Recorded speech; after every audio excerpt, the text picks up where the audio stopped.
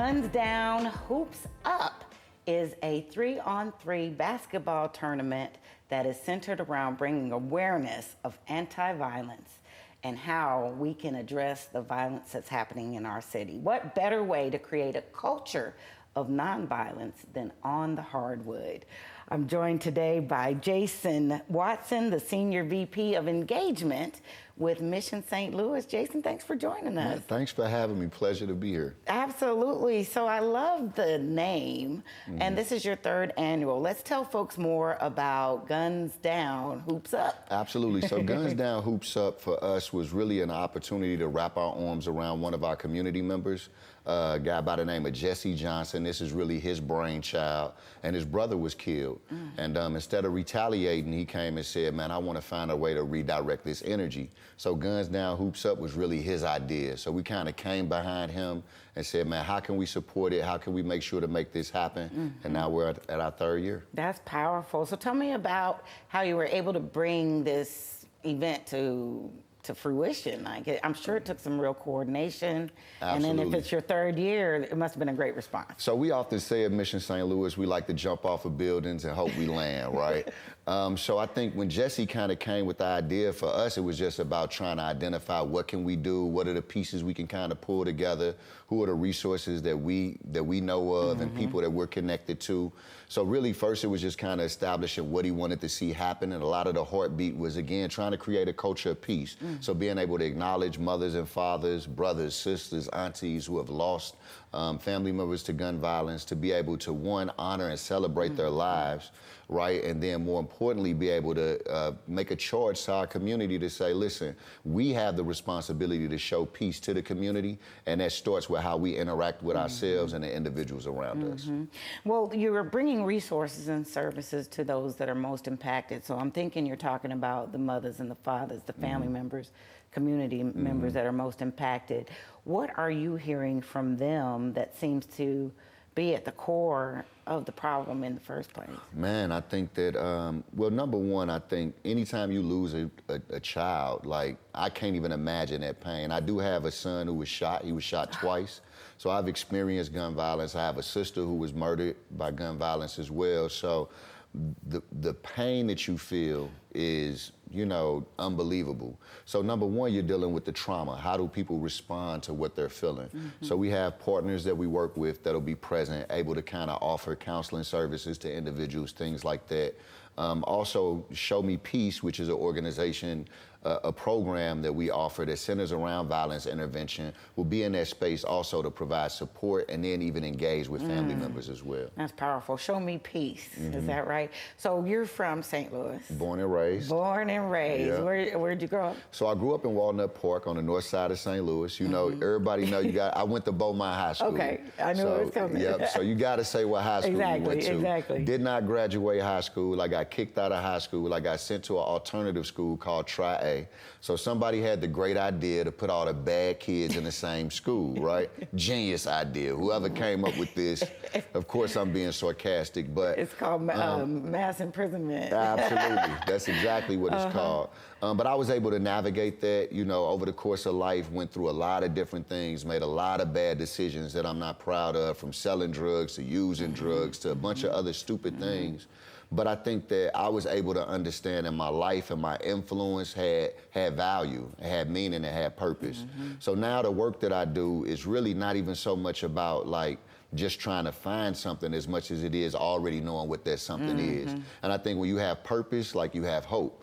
And when you have hope, you have reason to continue to push even when things seem difficult. That's right. So a lot of my heartbeat is trying to translate that into individuals that come from where I come from.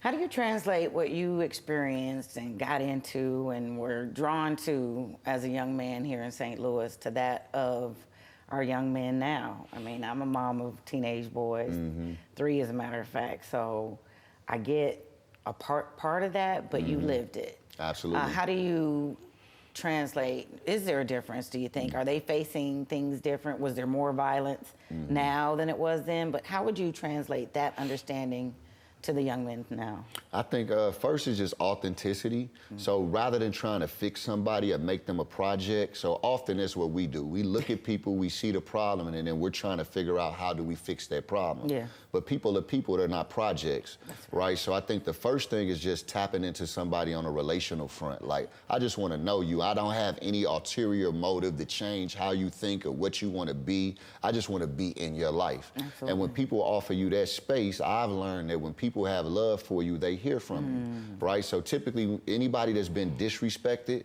the way you get somebody that feels disrespected to calm down is you bring somebody they respect into the midst. That's it. But if you bring somebody they don't respect into the midst, you actually gonna escalate the situation. Wow. So I think number one, I try my best to allow the dudes to be who they are. Your life is not my life, so your path ain't gonna be my path.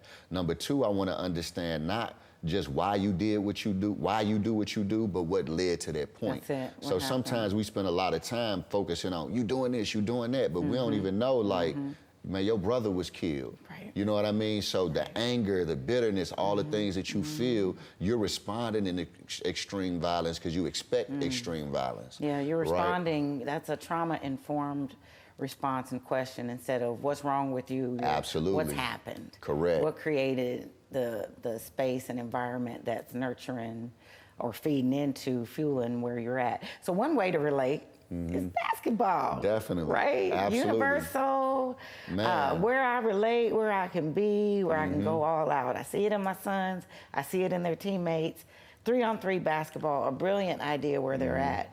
Are you able to, or are you finding that they open up in those spaces, or at least it's an avenue for where they can? Absolutely. So one thing I always tell people is we know that basketball is not going to change everything that's taking place. Yeah. But a few things do happen. One is controlled aggression.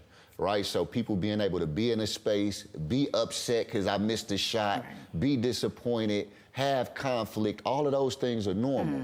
We often trying to tell people to turn conflict on rather than teaching them how to manage within that conflict. Basketball presents a beautiful opportunity to be able to do that. I think number two, you find yourself playing, working with individuals who you probably normally wouldn't be. So it creates that opportunity, again, a community, seeing people that look like you, seeing people do the same things that you do. And that's really what a culture piece is. It's really about letting people feel the aroma of what it means to be amongst each other in a safe environment and still enjoy ourselves. Perfect setting for healing. And it's delightful to know that not only did you come up in the neighborhood, you lived and played and grew up in the street, you know what's going on, but even at Mission St. Louis, now 10 years for you, you're on the executive leadership team, a decision maker, bringing that voice, that understanding to the table to create some real change.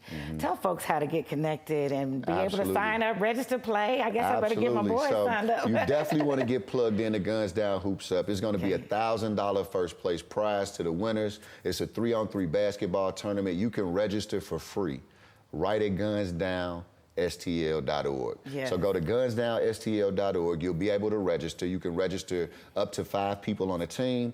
And man, it gives you a great opportunity to win some money, to have some fun. We'll be doing some giveaways. I think we're giving away some custom Air Force Ones. We'll be giving away a custom basketball. We'll be giving away a big screen TV. So there'll be some raffles going on as well. No so registration fee. Great prizes. If you don't already have a team, can you sign up as an individual and maybe join in with somebody? So you do have to sign up with a team. So you have to find other people, and anybody that participates or just coming to watch is free for them as well. That's amazing. So it's free to the public and it's free registration. Oh my goodness. Well, you can find out more information about this exceptional event, a chance to have some fun and blow off some steam by putting the hoops up and the guns down. Saturday, June 1st at 10 a.m., where? At Harris-Stowe State University. Find out more at gunsdownstl.org and get registered today. Absolutely. Congratulations to you and your success and what you're doing here. I'm looking forward to not only being there, but hopefully seeing some great new talent. Absolutely. What is your message in closing to community, even just around this conversation about a culture of peace? I think our message is, one, we acknowledge the hurt that exists. We acknowledge the pain that exists. We're aware of it. I think that's number one. I think number two, we're here to say, listen, we've experienced some of that same pain, some of that same hurt, you're not alone.